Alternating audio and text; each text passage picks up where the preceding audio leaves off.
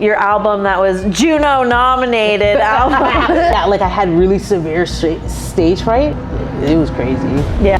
You need to be in the moment with your jokes. Yeah, yeah. So the people can like experience with you. Confidence, man. Even the most delusional comedians kill. Yeah. Because they don't even know what the hell's going on and that they suck. After that, I was doing open mics and bombing them for like a whole year.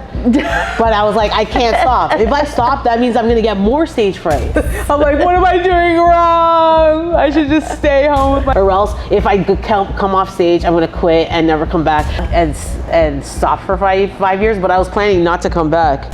And then I started having dreams of me doing stand-up. I wanna be a comedian. This is what I was meant to be. Yeah, it was insane. Like the shows were crazy.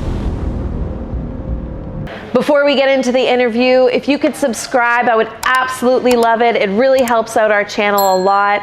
And if you want to donate to help this podcast keep going, you can head to my website, AllisonMullings.com. Thank you for being on my podcast. Welcome, welcome, welcome. I want to start, when did you want to get into stand-up comedy? Oh, wow, well. Yeah, we're going to the beginning. Thanks for having me. Right, all the way from the beginning? When did I started? I'm not telling you my age, but it was my birthday. Yeah, that's fine. Okay. And was it like a dare? And you were No, it was my birthday, and I was going through I wasn't going through a divorce yet, but it was like, I was in a shitty marriage. And I was like, what am I doing with my life? And then also I had stage fright.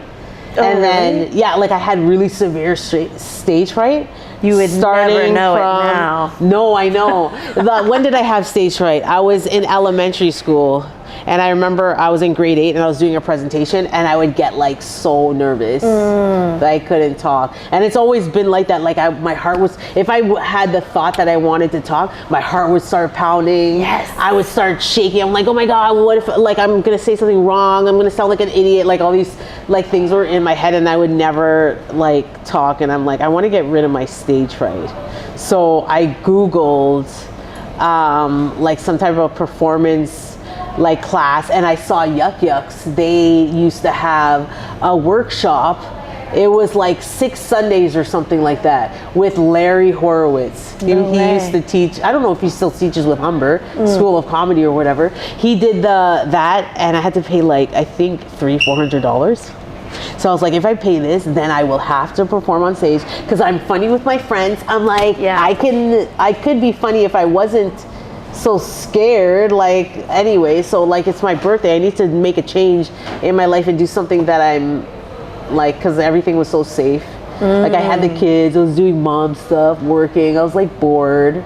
So yeah, so then I went to that, I joined that workshop, and I remember going downtown Toronto to Yuck Yucks at 2 o'clock in the day on a Sunday, and I'm like, what am I doing? And I walked downstairs and there's 6 other people there, and then Larry was there, and I did the workshop, and I remember the first 4 classes, I didn't get up on stage, and I'm like, bro. No way. Yeah, I'm like, this is a waste, I better go. So I went on stage the first time, and I was so nervous. I had a joke prepared and I didn't remember it, and he's like, okay, just tell us about your life, tell us about your parents, what about your dad? And I did an impression of my dad, and everybody laughed, and then after that I was like, yo, that was so cool. Unleashed. Yeah, I was like, I wanna be a comedian, this is what I was meant to be. Yeah, it was insane. After that, I was doing open mics and bombing them for a whole year. But I was like, I can't stop. If I stop, that means I'm gonna get more stage fright. Yes. Yeah. And then I remember I did one show and I memorized my jokes word for word, and I messed up one word and my joke never made sense. And I was on stage literally this was, where was this? It was on Fox and Fiddle on Adelaide. I don't think it's there anymore. But yeah, and then I was on stage and I wasn't making any sense in my head. I'm like, I have to just continue with the joke. It was such a bad joke. And I knew it was a bad joke, and I'm like, I have to finish it. Or else if I come off stage, I'm gonna quit and never come back. So I finished my set, and then I'm like, I guess I'm gonna go now. And the whole room was laughing, and I was like, oh my God. And then I scrapped my jokes, these jokes I made at the workshop, which were so shitty. And then obviously obviously when you first start and you're nervous, your jokes aren't going to be like who you are. So I just changed Right. it. Yeah. Yeah, I changed it to like stuff about my life, because I was talking about stupid stuff like I watched an episode on Oprah, like, you know, I was talking about like weird stuff, and then I just started talking about my family, and I went back to the same place. I'm like, yo, I gotta go back, yo, or like, or else that bomb will always be there. So I went back, and I actually had a really good set. Nice. And then it was like, yeah, and then I was like, okay, and then I just been doing it ever since. That was like probably 15 years ago. That's nuts. I would say 15, 16 years ago. It blows my mind that you had such severe stage fright. Oh, it was bad. And then afterwards, now like when I started doing more and more stand-up, I started getting in trouble for like making jokes at work, and now I just like talk and stand up for myself. Before I wouldn't, like if I was in a group with a doctor and a nurse would be like, what should we do with this patient? I'd know, but I'd be too scared to say it and thinking that I'm wrong, and I'd like how I look and stuff. But now I don't care. I'm just like, oh, what's this, what's that, like why are you doing that? Yeah. I don't know why. Yeah. Like, Right. why are you ordering this? And he's like, oh, because. And I don't really care. Like, you're going to talk to me like an idiot, and so at least I asked. Right? I know. Yeah. I'm like a completely different person. That's awesome. That's awesome that you changed. It's so weird to say. But yeah, know. that's so cool. That's good for you. Damn. Yeah, that was like, it took me a while to get rid of it though. It doesn't happen right away. Yeah. It took me like, I think, it took me like, people would start stand-up and it takes a lot less time for them to get comfortable with it if they didn't have stage fright. But because I was battling the stage fright, I think it took me like at least a year and a half to be like a little bit comfortable. Right. But I don't ever get that nervous anymore. No. Nuts. Yeah, but I think you have to still get nervous to like what you do, like just the thrill of it. Yeah. You have to have that. But if you don't give a shit at all, then you're. I feel like it comes off too. Like people just sit there and like, this person doesn't give a shit. Like you can tell. Yeah, but like a little, not too nervous, because if you're too nervous, people can't enjoy your set. They're just like, oh my god, they're so nervous. Yeah, we just feel bad for you. Then we're like, please do well and get off the stage. Like, oh my god, when people are bombing, it's like, yo. No, I feel so bad. I'm like, but I love when they address it. I love when they address it, because then everybody's like, oh, okay, good, you're aware. Oh yeah, you're aware that you suck, and then they laugh. And then it's so funny because you know when comics bomb a lot, when they have jokes just to address the bombing. I'm like, yo, how you have so many jokes? Right. It's like, I hope you've been doing this for a long time. If they're not used to the bombing, then you can tell they get so awkward with the silence. Yes. Yeah. I've been there. You shouldn't be awkward. Yeah, you can't be awkward with the silence. Sometimes it happens. You just gotta be like, whatever. Yeah, that's true. The shitty sets, you always have to have them. Yeah. So what made you keep on going even though you were bombing? Oh. Because I've bombed and been like, I'm gonna revisit that in a little while. Really? You bombed and then you stopped doing stand-up? Not because I bombed. I think I now see it as, I think I bombed and then was like, oh my god, you think about it at night, you're like lying awake like every night for like a week being like, you have to bomb cringing about it to be a real comedian. Yeah. You need to know that you're bombing. Yes. There's some comics that come off stage and they'll be like, self-awareness. wow, I killed them. Like, what? I've had that. Yes, because I'm like, okay, you running cannot the be open helped. mic, people are like, wow, people like that. I'm like, you got one person who went. No, you need self-awareness. There's some people who have no self-awareness, which kills me. I'm like, yo, you can't see the faces. Right. Like, I can hear people in the audience. You can't hear the silence. Not even just the audience, the people saying like, that was terrible. Like, you know, whoa. It's nuts. It's self-aware. If you have self-awareness, it's helped. If you bomb, then you're like, okay, what can I do to change? Yeah, and I take it as like you go to bed and then that day is erased and you just do it again. Not really erased. It's there until I have a good set. I'm like, oh, it's in my head. It's an emotional thing. But like, you need it because you need to have humility too. That's fair. You can't be like I don't know. Some people are good with that. They think like they're the best thing in the world. But then like the arrogance. I think audience members don't like arrogant. Yeah. I don't know. People don't like working with arrogant either. Comedy is not even I don't know. Comedy is not a job. It's like and it's not a job where you can go to school and do orientation and be like, okay, I'm ready. Yeah. It's like something you got to build on. And right. And every few years you change based on how your personality or your life situation changes. Like where you're at in life too. Like I can't do the jokes that I did years ago. I can't do those jokes again because I'm not that person anymore. Right. Yeah, and they're not funny anyways. If I try and do them, I tried to do my old jokes and it was just like, this is dumb, and you can tell the audience like, and I'm like, how did it kill years ago? I can't even do these jokes anymore. Yeah, that's true. It has to be rewritten, revamped, like everything.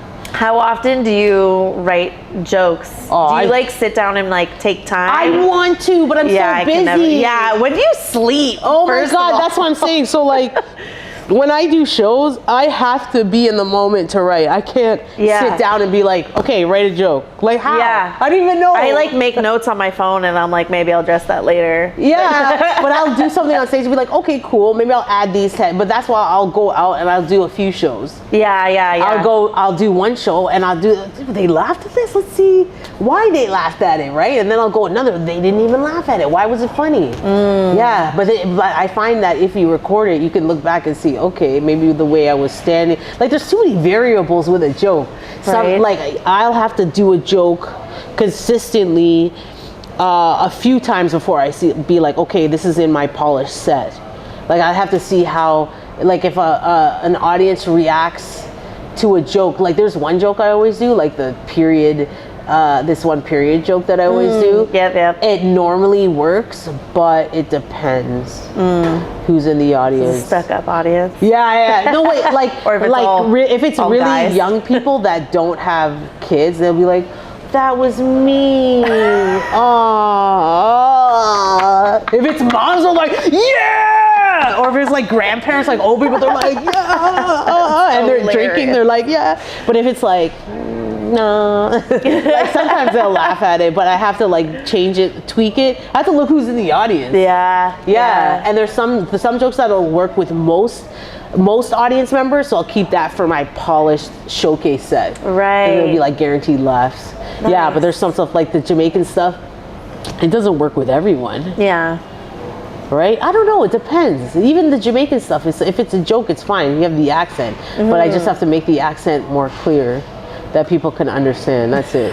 Right? And if I do the Nubian show, I'll make it more Jamaican. Yeah, I know exactly what you mean. Yeah. I had a joke where I interviewed at The Real Jerk when I was bartending there. Oh, yeah. And they just shut off their patois for me. And I was like, as you do around white people, you just like water it out and shut it off. Oh my God. I know, I remember I got a part for this show on Teletoons. It was a cartoon called Nin Jamaica. It was a pilot, so they never aired it, but it was so much fun. And I had to be like the crazy villain Jamaican baby mother, and then Nin Jamaica was like, you know, this ninja hero guy, and I was the baby mother who wanted to come back to Jamaica so I could like, and I had like a whole house and I had babies hanging off me, and I'd be like, wait till Nin Jamaica come back to Jamaica, may I go get him? And they were like, yeah, that was great, but can you just speak so we can understand? Just write it in. Just bring it back a little bit. They're like, where'd you get that accent from? I'm like, oh, I'm just channeling my mom and dad. They're like, and I had to like water, and I'm like, wait till Ninja Jamaica come back to Jamaica. It just slow it down, like, really. They're like, excellent. Brilliant. Yo, it was so much fun, but they never aired it. They're like, oh my God, we're gonna go on tour, we're gonna do this, and I'm like, what, are you serious? And then that's hilarious. Yeah. That's so funny. It just depends where you do your shows. Yeah, that's true. That's true. And then you know what? 99% of comedy is all confidence, man. If they tell you're not even confident, your joke could suck, but if you're confident about it, you'll get laughs. Yeah. That's even why if you're confident about bombing or just being like, people are like, that's what I'm saying. It's all confidence, man. Even the most delusional comedians like kill because they don't even know what the hell's going on and that they suck. I'm like, don't you know you suck? That's good that you don't know you suck, because that's why everything's working out for you. One person will clap and they're just clapping for another reason. They're like, yeah. Like, you know? They're good. Wait, like, don't encourage this. Yeah, right? But that's good though. If you could be like that, I can't. It hurts my feelings, but I'll still address it, and they laugh, and I'm like, yeah, okay. I'll Guess I'll be riding around that on the drive home. Yeah. I don't know. It's crazy. Yeah. Yeah. That's fair. Do you think that's like the most important thing to have as a comedian is the confidence? 100%. Yeah. Yeah, man. I'll see people and be like especially some of those Netflix specials, you're like, what?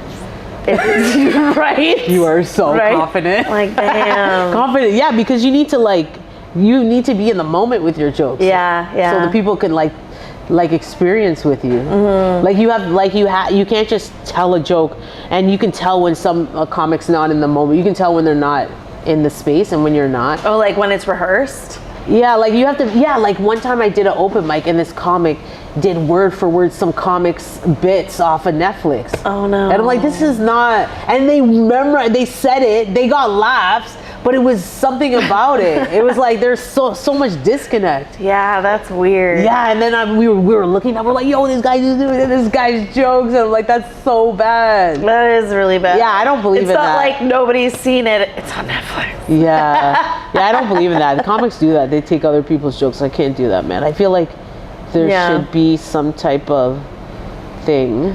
Right. Like there's what do you call it? I don't know. Like a royalty or copyright or. But even though there should be it's pretty old school, but like there should be like this understanding, like a rule, like a thing. You shouldn't do that. Yeah, 100%. Yeah, I see people do that. I seen that one guy take one guy's jokes right while he was on stage doing his bit. And the guy was there, he started standing up. Oh, he had to change that joke real quick. Oh my God. I feel like that was back in the day dramas. Yo. That's Yeah, the times when I started stand-up, it was crazy. Yeah? The open mics were not, the shows now do not compare to the shows that. How are they different? Oh, brutal. There was the shows were crazy. Like I did one of the open mics was at Ryerson. I don't know if they have it anymore, but it was two dudes were hosting it. They were both coke heads, and I'm like, naturally. okay, well, I'm just gonna be working in the hospital after. I'll be like, why am I here? Like this is not clearly no longer a hobby. It must be an addiction because these people are weird. And I'd go on 2:00 in the morning, and these cokeheads, they hated male comedians. They love female comedians. You could tell they were high on some stuff. Every time a male comedian would go on stage, they'd heckle them. They'd walk right up to them while they were on the mic. They'd try and fight them. It was so weird. I was like, yo, but they gave me good stage time though. That's awesome. Now you can't even boo people. Oh no, it was bad. And then there was this music open mic. It was like punk rock bands. And then I seen them fight a comedian, and I'd go on, and it was just so weird. Like they play punk rock, and then they're like, "Oh, we have a comedian. She's a girl." I'm like, "Oh," and I'd be like, "Yeah, I have kids." Like it was like, what? All these people drinking at midnight. They're like, "What the hell's happening?" Yeah, I used to do lots of music open mics, but they hated comedians. But for some reason, they liked me. But most, like the young male comedians, they hated them. Yeah, they didn't want them there, but they gave me stage time as long as I made them laugh. I had to make them laugh though, so that's fair. And then back in it was different. Like now it's like actual shows where I would do shows like that Ryerson show I did. I'd get on at 2:00 in the morning. There was two people there, and they're both trying to leave. I was like, please stay. They're just like, oh, sorry. I'm like, no, I was here for like an hour and a half. Jokes. Yeah. It was like, oh my God. Yeah, there was weird shows. There's even one show called The Rant Room. I forgot it was at the Rant Room, and then comics would rant. Just about stuff, and I'm like, this is not healthy. Because some of them will go crazy. Like one guy hit his head on the wall, and he was bleeding. He's like, "Argh!" Oh my God, we need a therapist. It's like in between comedy and like poetry. Yeah, like it was like word. too crazy. I'm like, yo, no, I don't know. That's hilarious. Yeah, that is so funny. Yeah, but I used to do so many shows in one night. Yeah?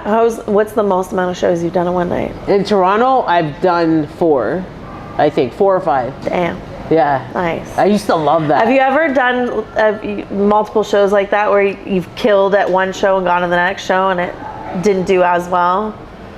In one night, normally I would just, because I'm like, okay, I would do the jokes, they got laughs, and then I build on them. So yeah, no, I would do one night, killer shows, and I'd be like, okay, I'm a good comedian. Then the next thing I do a shit show, I'm like, who am I? They're liars. The next show, I'm just They don't know good comedy and then slap them in the face. I'm like, what am I doing wrong? I should just stay home with my kids. They love me. Yeah, but when I started, I remember my oldest, she was like, my youngest was 2. And then I had my oldest one, and I used to practice jokes around them. They didn't know what I was saying. And they die. I put them on cardboard boxes, and they would die at my set. I didn't know what I love it. When I first started. That's hilarious. It'd be like the baby would be like in his diaper, and he's like, you know, babies laugh so hard that they're in pain. He used to be like, I'm like, Mama's killing. All right. That's hilarious. Yeah, they were like, and then so then now we have the other 3, but like whatever. Anyway. But whatever. Now the oldest one is 21. They used to come. Oh, the oldest one, when she first saw me do stand up, I think she was like 16 because I stopped for a bit. Oh, okay. Why'd you stop? Divorce. I was like, I can't. Time consuming. Yeah, well, because of the kids, I'm like, I gotta be there with them. They were crying and shit. I'm like, I can't. Yeah. I gotta stop because like this is gonna be a selfish endeavor if they're struggling, and I'm like, oh, Mom's gotta go do a set. Gotta go 4 sets tonight. I just shut off my social medias and everything and stopped for five years. But I was planning not to come back.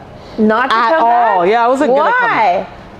Because like to start all over again? Oh my god. Okay, so I was like, screw it. And I was working with Yucks and I just quit. I'm like, I can't do this anymore. Okay, yeah. And then like they're like, are you sure? I'm like, I don't care. And then and then I would I remember I met one comic, Harpreet, at Second Cup, and she's like, hey, you're so funny. I'm like, what are you talking about?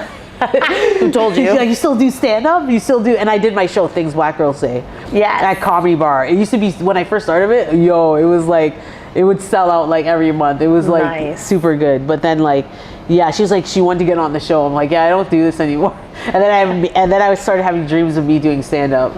Nice. And then my daughter was 16 and I asked her, I was like, is it okay? Because I waited. Yeah. Is it okay if I start doing stand-up? I'm like, you want to come? Because then I got a message from Fatima from Yucks.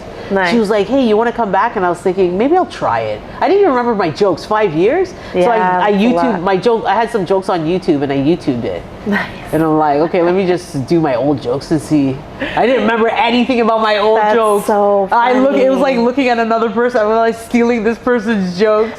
That's what it felt like. But I'm like, okay, so I went there.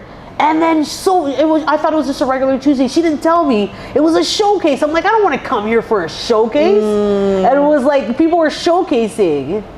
I'm like, what? Because they were looking for female comedians. I was like, what the hell? But I was already there, and my daughter and my stepdaughter was in the crowd. Yeah. And I was like, I don't even know if I'm gonna like this. I didn't know how I felt about it. I wanted to see if I would like it. I just wanted to see. Because I kept on having dreams about it, and I was like, am I missing this? Yeah. And then I went on stage. And then I had a really good set. Nice. Yeah, I had a really good set. I was like, cool. And then Mark Breslin was like, so what do you think you look on? And I was like, okay. If I must. Yeah. So then I started just doing it again. And then COVID happened. I started up. I was like, okay. Then COVID happened.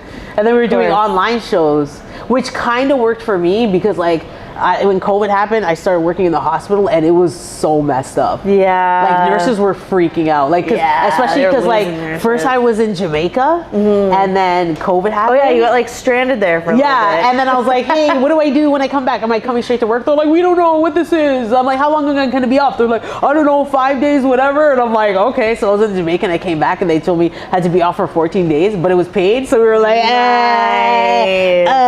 but then I had to come back to work, and it was COVID patients. And then I I was like, okay, isn't this thing the media made it sound so scary? And then I'd have patients, they're all COVID patients in one room. and I'm wearing just a basic mask, and then as soon as I come in the room, one's like hacking on me, like, bleh, bleh, bleh, bleh. I'm like, what the fuck? Do I have COVID now? Like, I don't understand. How does this thing work? And then at first when COVID started, they're like, you can't wear masks in the hallway. You're scaring the patients. Like, nurses were wearing N95s and getting in trouble for wearing the N95. Which was so insane. Not a good look. Yeah, like some nurses even got fired. That's nice. Yeah, for like wearing the, and then afterwards they're like, okay, wear the mask everywhere. First they're like, they wanted to take us the mask when we were in the hallways, and they're like, okay, wear it everywhere. And then they're like, okay, wear it to your cars too. yeah. Then they're like, okay, wear the N95. Okay, here's I'm like, what about also the nurses these that you suits we fired? have for you. Yeah, and I get phone calls like, oh, can you come to work? There's 14 COVID patients and no nurse. I was like, are you nuts? Tempting. And I'm like, yeah, I'm good. I don't think I'm gonna work today. But yeah, they give me all these COVID patients.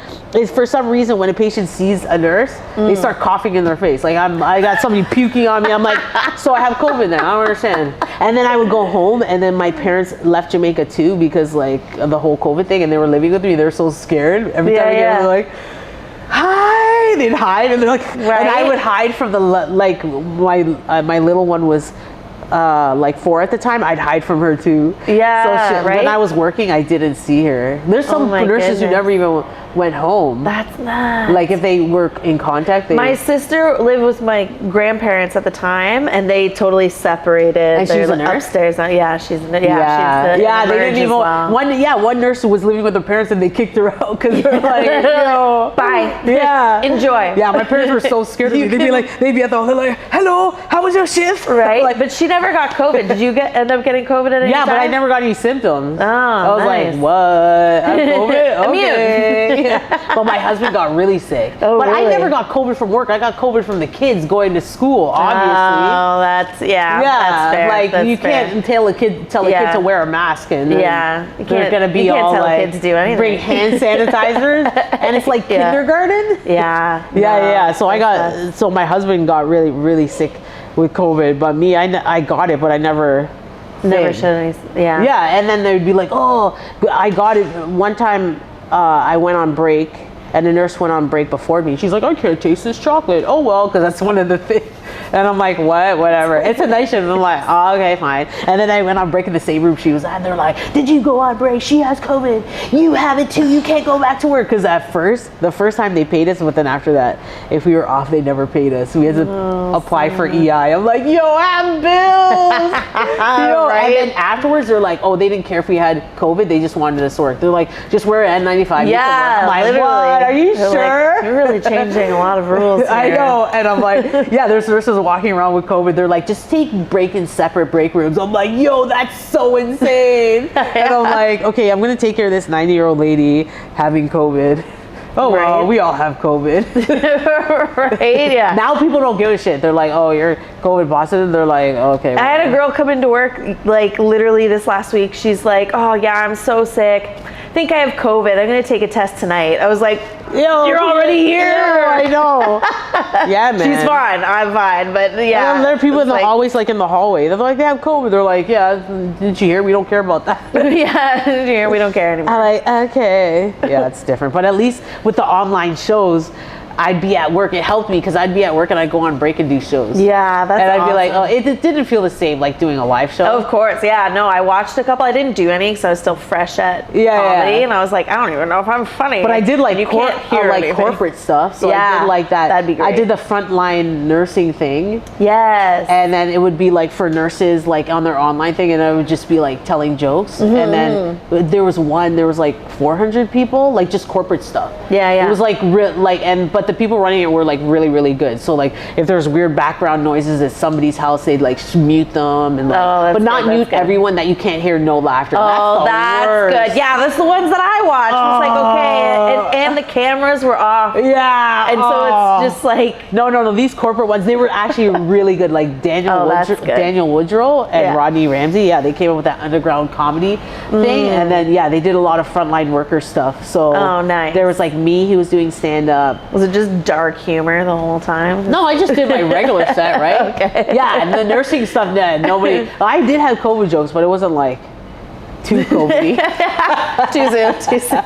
Yeah, no. It was just like dumb stuff that we used to do. But like, yeah, I would do the online shows. Like I remember I had 2 online corporate things. So on break I had my phone and then I had my laptop and go to the next show and log in and then tell some jokes. And then some nurses are in the break room like, what's happening? Like, and then I would do open mics in the break room and I'd be like, I hate this job, I'm quitting now, fuck all of you. And all these nurses are like walking by. And I'm like, yeah, my patients are dead. They're like, what is happening? That's hilarious. They're like, they just want to see. And then it came to a point where like, please, can you come to work? And I'm like, I don't know. They're like, you have a show to do? We'll watch your patients while you do your show. I'm like, okay, I'll come to work then. I'm like, what a deal. What a deal. That's wicked. Yeah. But then, so I got to I did so many online shows. Okay. Yeah, during Corona, so many. And for your album that was Juno Nominated album. Don't get it twisted. Which camera am I looking into? Okay, twisted. Yes, Juno. Which I was surprised, by the way. Yeah? Was that after COVID? That was, I was supposed to do it before COVID happened, and then it happened, and then I was like, then I got to, like, it was still kind of COVID-ish. Okay, yeah. So but I had for like the 30 Juno people do you submit it to be like, hey, I think this would? Yeah, there's a time when where you submit. Like if you go to the website, you can submit your album. Nice. But I did it with Howlin' Worsel. She did all that stuff for me. Wicked. But I was like, I had like a bunch of old jokes, and I'm like, I want to put them on an album because I don't feel like saying them anymore. I just want to like archive these jokes. Yeah. That's the real reason why I did the album. That's such a good way of looking at it. Yeah, and I called it Things Black Girls Say because I had a show, Things Black Girls Say, and I'm like, I was gonna promote my album and be like, okay, buy the album. I don't know, whatever. But like, but like I was super surprised when it got nominated. That's wicked. How long is the album? Like how long? Maybe 10, 11 tracks. Okay, but like the tracks are like all under 3 minutes. Yeah, they're not long jokes. Nice, wicked. Yeah, just for Sirius XM, because like if the jokes are too long, then it's harder for them to air them regularly. Yeah, Ben Minor tip. Such a handy tip. Yeah. So then I did that album and it got nominated, and then I did another one. That's wicked. Because I'm like, when I got nominated, they played it a lot, and I'm like, cha-cha-ching, ching, ching, cha-cha-ching. Mama needs money. Let's make another album. Like, so I just made another one. Like, yo, let's go. That's wicked. How long does it take you to do the whole album? Like from starting planning to finish? It depends, because like it's like just jokes. And when I just started because I had more jokes that I want to archive. Oh, okay, gotcha. Yeah. But I don't like. I'm not like, write new. Like I'm trying to write jokes every time I go out because I don't sit and write. Right? Yeah. Like, but I want to sit. You have to sit and write. When I sit and write, I feel so much better. But it's so hard for me to find time. Right. Like between kids, work, kids, the 12-hour shifts and comedy. Like I really don't know how. I'm like, or what getting ADHD, and then now that and now working in emergency. It's like giving me ADHD, and they're like, "You're perfect for working here," and I'm like, "I hate all of you." They're like, "Yeah, no problem. Join us." Yeah, pretty much. It's like insane. That's so funny. It's so quick. Everything's so quick. So it's like I'm just on the move. Like next patient, give it to me. Yeah. Next. Yeah. Like go. A line of people, and it's like so much people. It's madness. Madness. I know, but I want to sit. I have to sit and start writing 100%. It's a part of it. I mean, I just haven't done it. It's working out for you so far. You're doing all right. I know, but still, it could be so much better. But I know what you mean. Yeah. So you were just, we were talking before we were filming about Vegas. Tell me about Vegas. Oh, Vegas. Yeah, I'm doing that competition, that World Series. Oh, yes. Of comedy competition. Yes. Yeah, and then their finals are in Vegas. Like they do one a weekend for like every year in a different state. Okay. Every month in a year. Like every year they do it, right? And every month Am I making any sense? I don't Not anymore. You were, and then I was like, okay. nope, I'm gone. That World Series competition like runs, I think, through like for the whole year. Okay. And every weekend they do at a different comedy club in a state. And you like build up points, but it's mostly on your video that you submit. Oh, okay, got you. It's like the World Series of poker or something. Same thing. Same thing. Yeah, same idea. Okay. But it's comedy. But like, yeah, so then last year I did it, but I didn't make it. I made it to the Vegas, like the finals, but I didn't make it to the, whatever. So I was like, whatever. So we just hung out there. And then this year, it's the top 101 comedians. So on Tuesday, I'm supposed to perform at the Strat. So yeah, we'll see. It's nice. But mostly we're just using it as vacation. Absolutely. Yeah, bright lights. I just like being amongst the bright lights. Yes. Performing. Yeah, right? It's fun. Yeah. Wicked. Nice. Yeah, nice. It should be good. And I know I have to let you go. We're coming up to that time already. Isn't that nuts? I know. You're like, oh no.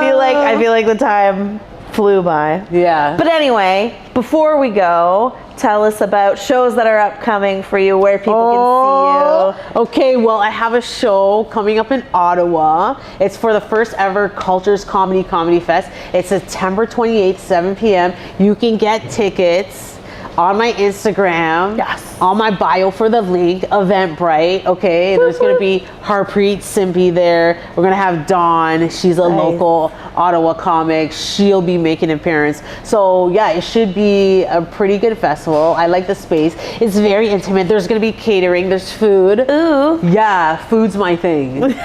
Food is my thing, but I will not eat before I perform.